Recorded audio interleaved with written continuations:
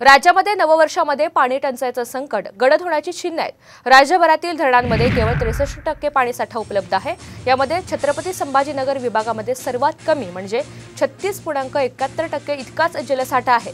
गेल्या वर्षीच्या तुलनेमध्ये राज्यातील धरणांमधील जलसाठा तब्बल 20% कमी आहे। सध्या पाणी टंचाईमुळे 389 टँकरनं 961 वाड्यांना तर 366 गावांना पाणी पुरवठा केला जातोय आणि त्यामुळे नववर्षामध्ये राज्यावर पाणी कपातीचं संकट येण्याची शक्यता आहे। दुसरीकडे मुंबईला पाणी पुरवठा करणाऱ्या धरणांमध्ये पुरेसा पाणीसाठा आहे। शहराला पाणी पुरवठा करणाऱ्या धरणांमध्ये जवळपास 78% पाणीसाठा उपलब्ध आहे।